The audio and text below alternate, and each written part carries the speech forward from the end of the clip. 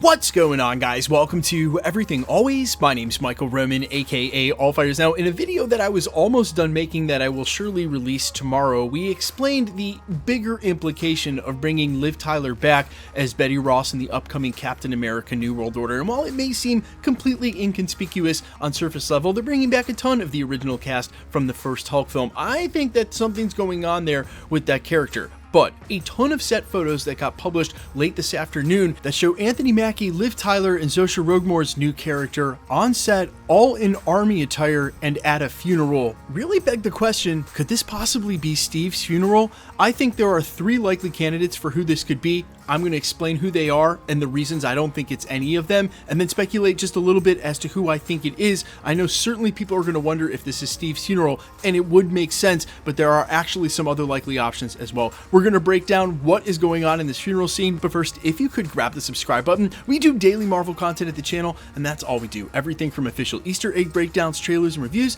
to the occasional industry insider report, and everything in between. So if that sort of thing's for you, hit the subscribe button, leave a comment down below. That will automatically enter you to win our ongoing PS5 giveaway. The next giveaway is right around the corner to coincide with Guardians of the Galaxy, less than a month away. Again, all you got to do, be sub, leave a comment. If you want, stick around to the end of the video. We get into all the giveaway stuff again there. Okay, so I'm going to share several of these photos on my Instagram story. There'll be a link down below, but because I don't know exactly who published these and where, it's just safer for me to share them on my Instagram. You can click in the link that will be pinned at the top of the comments. Now, in these photos, we can clearly see Zosha Rogmore's character, who we're not exactly sure who she's playing just yet. She was confirmed to be added to the cast on January 20th. Some people have suggested she's going to be Sam Wilson's love interest. Others have suggested she may end up being revealed as a member of the Serpent Society. And if you need to be filled in on all the Serpent Society rumors from about 2 months ago, I'll make sure to link that video at the end of this. We also see Sam Wilson on set as well, dressed in a navy suit with his arm in a sling, and Liv Tyler's character and Betty Ross dressed in all black, clearly meaning that in a graveyard with them in military attire and her in black, this is a funeral and for someone else who's in the military. Now, while I'll admit it's possible that this is Steve Rogers' funeral, you would expect there to be one or two more Avengers, or maybe a lot more characters that we've seen since the Infinity Saga, and definitely Bucky. He's nowhere to be seen in those photos. Trust, if he was on set, they would have snapped him as well.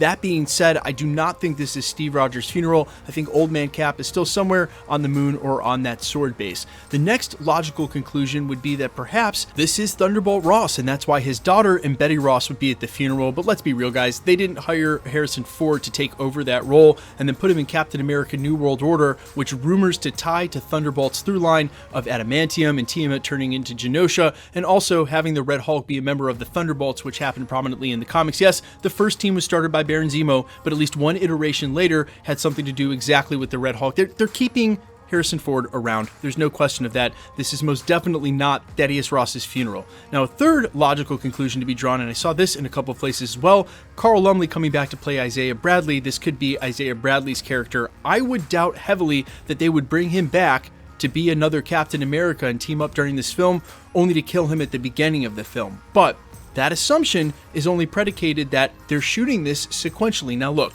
for a lot of movies, they often do that. They will shoot through the first, second, and third act sequentially. Only sometimes do they go out of order.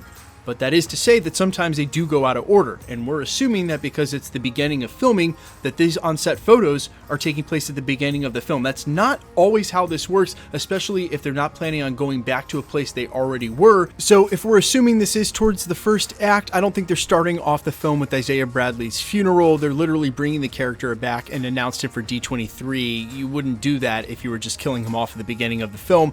I assume that this is at the beginning of the film, so I want to rule him out as well. I think this leaves with two pretty clear options. The first of which, this may be in the fallout and picking up with what happens after Secret Invasion, assuming that Secret Invasion will end in real time and caught up in the MCU, and a lot of the government and or military characters assumed to be involved with what Marvel is billing as the first crossover on Disney+. Yes, I know some shows like She-Hulk had cameos from all over the MCU, and sometimes at the same time, with Hulk, Scar, and Daredevil all in the same ending scene, but this is the first time they're actually billing an official crossover, so I assume to see at least a mini Avengers, quote unquote, during this film, and assume there will be some fallout and consequences from it.